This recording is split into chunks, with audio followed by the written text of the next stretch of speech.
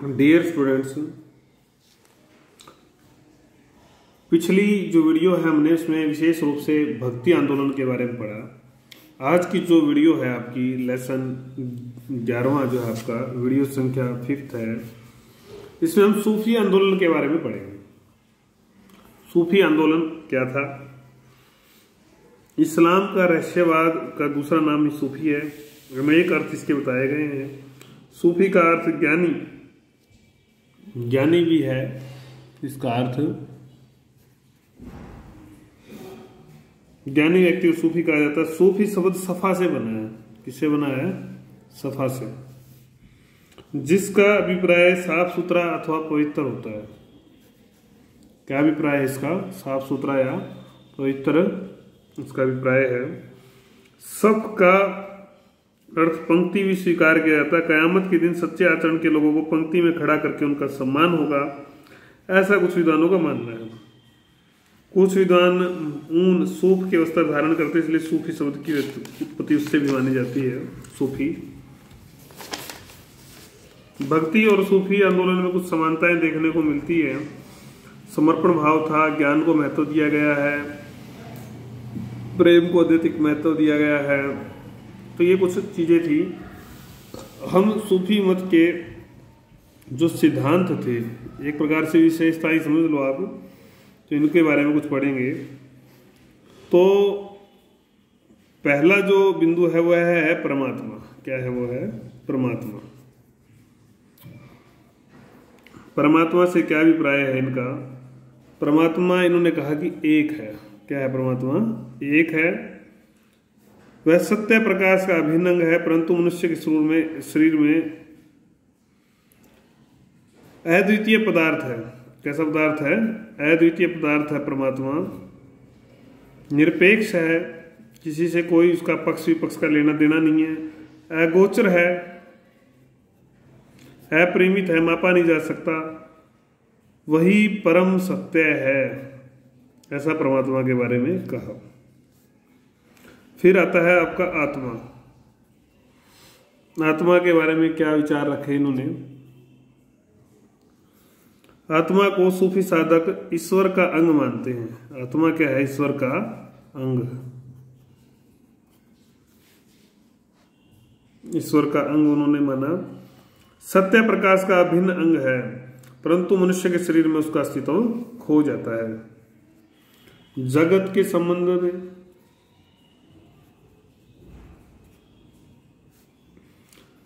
परमात्मा से ही सूर्य, चंद्र, बुध, शुक्र, जितने भी नक्षत्रगण हैं वो सब उत्पन्न हुए हैं।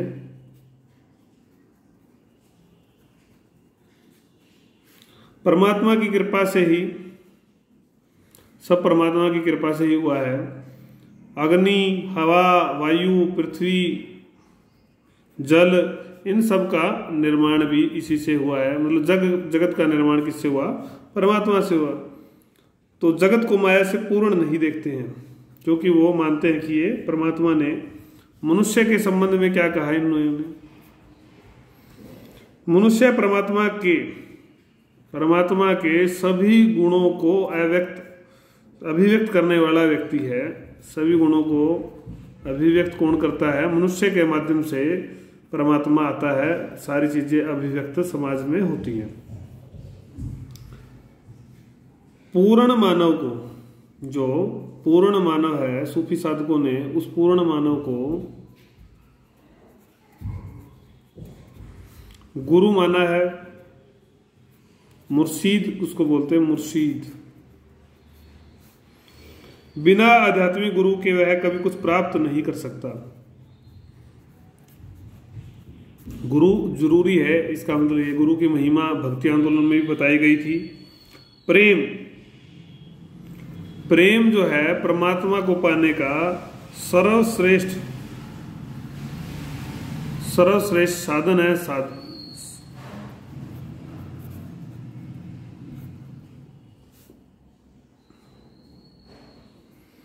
उसके बाद परमात्मा के साक्षात्कार के लिए, मिलन या एकाकार होने के लिए अपनी यात्रा में सूफियों को 10 अवस्थाओं से गुजरना पड़ेगा। 10 अवस्थाएं हैं परमात्मा से एकाकार के लिए। तौबा, तौबा मतलब प्रायश्चित। बरा मतलब संयम।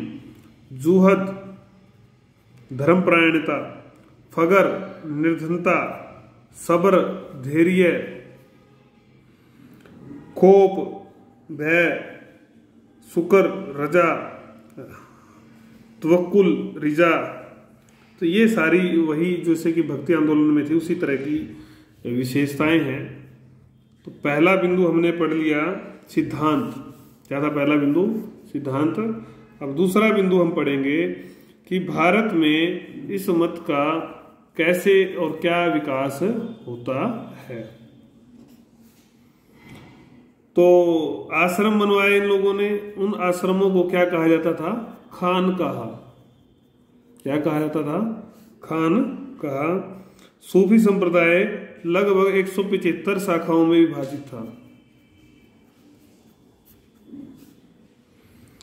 अबुल फजल ने आईने अकबरी में इनकी 14 प्रमुख शाखाओं का वर्णन किया है। 14 प्रमुख शाखाओं का वर्णन किया है। तो पहली जो शाखा है जिसका हम अध्ययन करने वाले हैं वह है चिश्ती। तो इसके संस्थापक जो है इसहाक सामी चिश्ती माने जाते हैं। आईने अकबरी ने इसकी स्थापना श्री खुरासान निवासी अबू अब्दाल चिश्ती को दिया जाता है। भारत में जिन्होंने स्थापना की थी वो थे शेख मोइनुद्दीन चिश्ती। कौन थे? शेख मोइनुद्दीन चिश्ती। ये 2 नंबर में आ सकता है कि किसने भारत में स्थापना की। काफी लोकप्रिय हो गए थे ये। मोहम्मद गोरी ने सुल्तान उल हिंद के आध्यात्मिक गुरु की उपाधि से इनको भूषित किया था। शेख कुतुबुद्दीन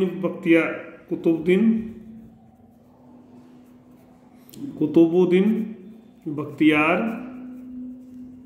काकी, हमीदुद्दीन नागौरी, फरूदुद्दीन मंसूर कंकरगज, निजामुद्दीन औलिया, नसरुद्दीन चिराग, शेख सलीम चिश्ती जो है इस संप्रदाय के प्रमुख संत थे। तो ये संतों के बारे में इसके सिद्धांत क्या थे? इस पंथ के सिद्धांत क्या थे? तो इन्होंने क्या आदर्श, वही जैसा कि ऊपर हम पढ़ के आए हैं। क्या सिद्धांत थे? संयम पूर्ण जीवन जीना,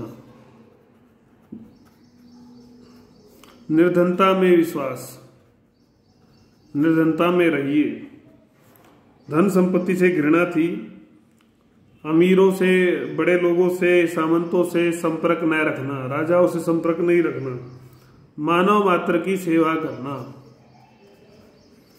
धार्मिक सहिष्णुता, ईश्वर में विश्वास, खानकाह की स्थापना, ये इनके विश्वास थे। दूसरा जो आता है संप्रदाय वह है आपका सुहरावर्दी। कैसा है? सुहरावर्दी। सुहरावर्दी की अगर हम बात करते हैं तो इसकी स्थापना भारत में उत्तर पश्चिम भारत में होती है। भारत में इसके प्रवर्तक थे शेख बहाउद्दीन जकारिया। ये 2 अंक में आ सकते हैं, इनको आप नोट कर लें, याद कर लें। शेख बहाउद्दीन जकारिया ये इसके भारत में संस्थापक थे। पैगंबर मोहम्मद के मकबरे में रहकर इन्होंने कई वर्ष ध्यान आराधना की। कालांतर में ये बगदाद भी गए। वहां जाकर शेख सियाबुद्दीन सुहरावर्दी के शिष्य हो गए और फिर इन्होंने भारत में आकर इसी सिलसिले की स्थापना की। सिलसिले बोलते हैं इनको, सिलसिले। इनका विश्वास संतुलित जीवन में था कि संतुलित जीवन होना चाहिए। शेख सदरुद्दीन आरिफ, रकनुद्दीन अबुल फतेह, जलालुद्दीन खुर्रम, ये इनके अन्य प्रमुख संत थे। इसके कुछ हटकर था। इनके सिद्धांत जो थे, इनके सिद्धांतों में उल्टा था कि शासक वर्ग से शासक वर्ग से मिलकर चले, मतलब उनसे मिले, संपर्क रखते थे। शेख जकारिया बराबर सुल्तानों से संपर्क रखते थे, ऐसा निजामी ने बताया है।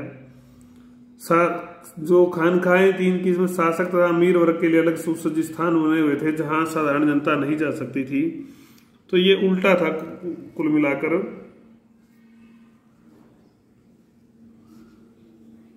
तीसरा जो आपका आता है सिलसिला वह है कादिरी। कादिरी संप्रदाय की अगर हम बात करते हैं तो नासिरुद्दीन मोहम्मद जिलानी, नासिरुद्दीन मोहम्मद जिलानी यह इसके प्रमुख संत थे। भारत में इन्होंने स्थापना की। अब्दुल कादिर जिलानी के वंशज थे। इनके शिष्यों की संख्या इनके आने पर काफी बढ़ गई, मतलब अच्छे लोकप्रिय ये हुए। खूब सम्मान हुआ। सिकंदर लोदी ने अपनी पुत्री का, सिकंदर लोदी ने अपनी पुत्री का विवाह कर दिया इनसे।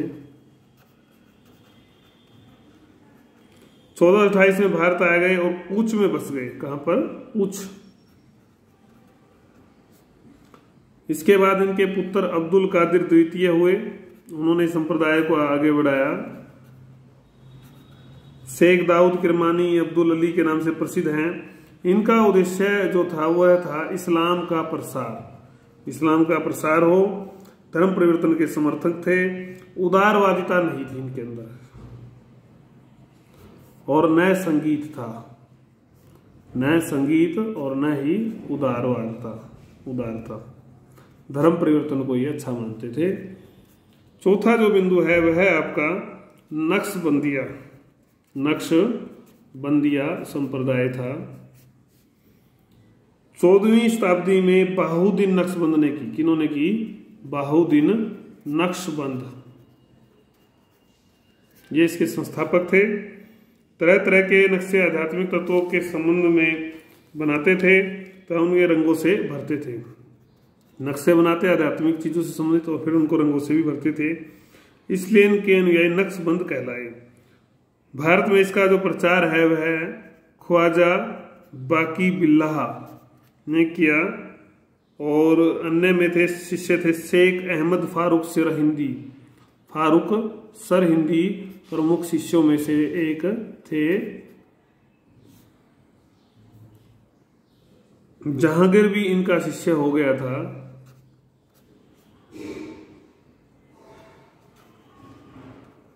दूसरे प्रमुख संत थे मोहम्मद मासूम। तो इस तरह से ये चलता रहा। तो इनका संप्रदाय साधकों का जो मुख्य उद्देश्य था वह था खोई हुई जो इस्लाम की प्रतिष्ठा है उसको पुनः स्थापित करना, यह इनका उद्देश्य था।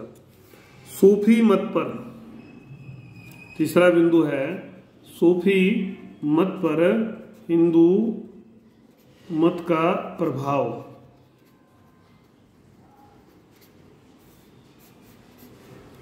यह हम पढ़ेंगे इसके संबंध में।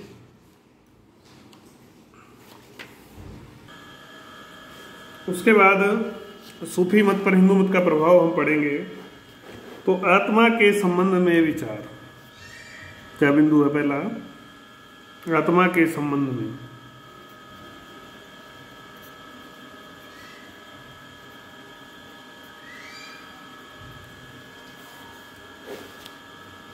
अल-बरूनी के कथनानुसार आत्मा के संबंध में सूफी सिद्धांत जो आया वो पतंजलि का जो योग सूत्र था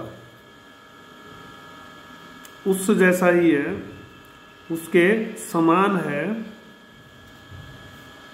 सूफी रचनाओं में यह विचार अभिव्यक्त है कि प्रतिदान प्राप्त करने के उद्देश्य से शरीर आत्मा का ही मूर्त रूप होता है।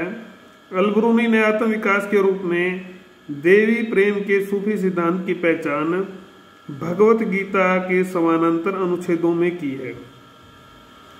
13वीं शताब्दी तक भारतीय सूफियों का सामना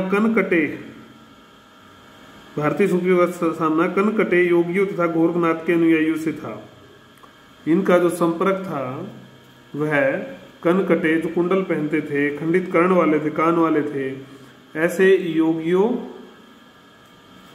और गोरखनाथ के जो गोरखनाथ संप्रदाय है हमारा, उसके जो अनुयायी थे, उसके जो संत थे, उनसे इनका संपर्क था।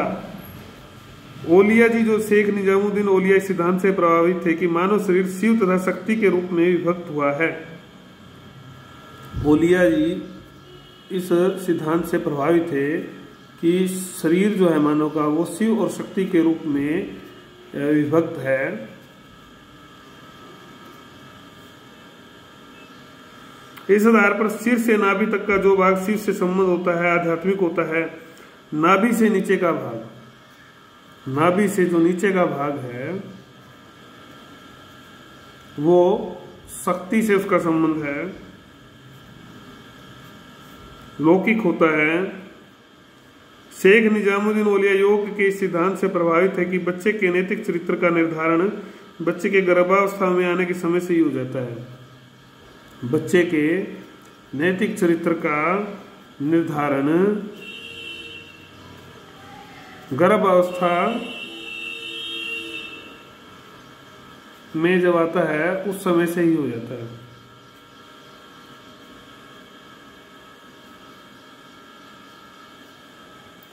योग तथा प्राणायाम का प्रभाव।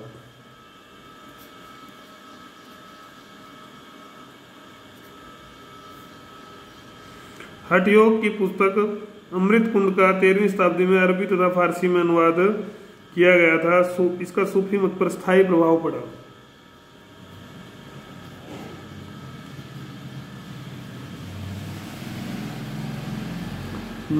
शेख नासरुद्दीन चिरागे देहलवी जो थे, चिरागे देहलवी ने कहा था कि प्राणायाम सूफी मत का सार तत्व है।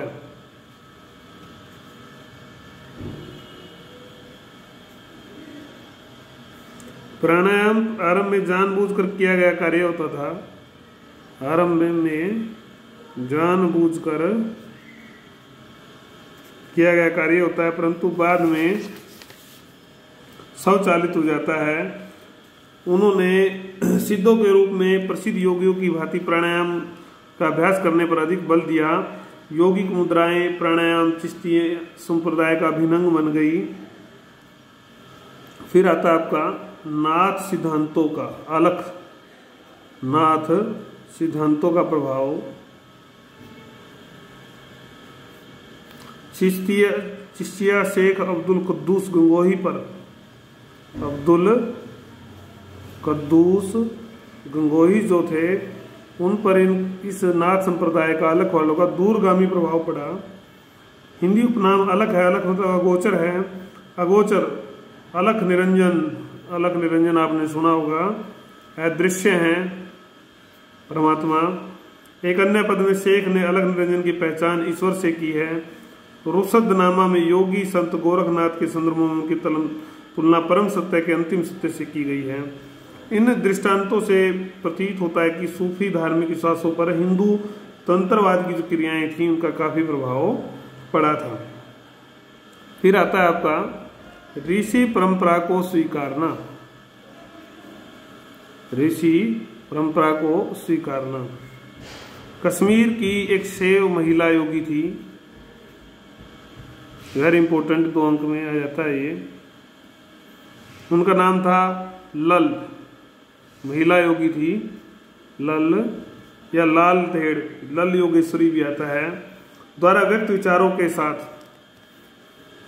द्वारा जो व्यक्त विचार थे उसके साथ समन्वय किया कि इन्होंने सूफी जो संत थे शेख नूरुद्दीन ऋषि, ये कश्मीर में देखते थे सूफी मत का काम। शेख नूरुद्दीन ऋषि जी ने समन्वय किया, परिलक्षित होता है ऐसा। नूरुद्दीन और उनके अनुयायियों ने हिंदू संतों के समान ही अपने को ऋषि कहलाना, इन्होंने हिंदू संतों के समान ही ऋषि कहलाना प्रारंभ किया। 15वीं शताब्दी के बंगाल में नाथपंथी विचारों को अधिक लोकप्रियता प्राप्त हुई। अकबर के दरबार में फारसी में संस्कृत ग्रंथों के अनुवाद से मुसलमानों को हिंदू दर्शन की वेदांत सागा का परिचय मिलता है। सूफी संत जनता की भाषा में उपदेश देते थे, इसका भी इनको लाभ मिला। इन भाषाओं के विकास में भी इन संतों का बड़ा योगदान रहता है। इसके बाद आता है सूफी मत की भूमिका। भारतीय जो समाज था, भारतीय समाज में सूफी मत की भूमिका, क्या भूमिका थी? हिंदू मुस्लिम समन्वय। क्या दिया इसने? हिंदू मुस्लिम संप्रदायों में समन्वय किया, भाईचारा बढ़ा। ठीक है, दोनों ने ही सेवा को एकमात्र जो है परमात्मा को पाने का साधन बताया। नैतिक आचरण को बढ़ावा, इन लोगों ने भी सद्व्यवहार, क्षमा आदि जो गुण थे उन गुणों पर जोर दिया, बल दिया, उनको बढ़ावा दिया। तीसरा था राज्य नीति को प्रभावित करना।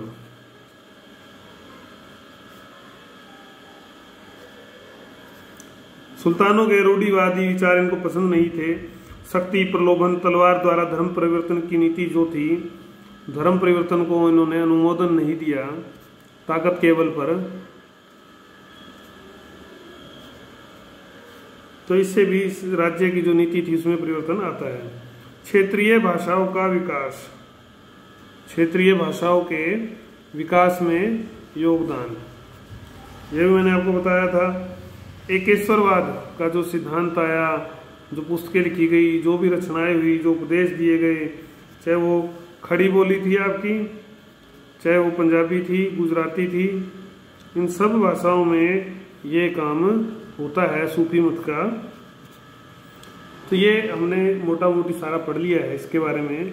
अगली वीडियो में हम सल्तनत काल में वास्तुकला के बारे में, कला के बारे में पढ़ेंगे और तो हमारा पाठ पूरा हो जाएगा। इसको हम दोबारा से देख लेते हैं। सूफी के बारे में हमने ये सिद्धांत देखे, सिद्धांत के बाद भारत में विकास देखा, संप्रदायों के बारे में पढ़ा, जो मुख्य संप्रदाय थे उनके भी सिद्धांत भी देखे। फिर सूफी मत पर हिंदू मत का प्रभाव, आत्मा के संबंध में, योग प्राणायाम प्रभाव, नाथ सिद्धांतों का, और ऋषि परंपरा को स्वीकारना। फिर भारतीय समाज में सूफी मत की भूमिका में हिंदू मुस्लिम समन्वय था, नैतिक आचरण को बढ़ावा था, राज्य नीति को प्रभावित करना था, क्षेत्रीय भाषाओं का विकास था। ये सारे चीज़ें जो महत्वपूर्ण चीज़ें हमने देखी हैं, समझी हैं। इसके बाद कला के बारे में हम पढ़ेंगे।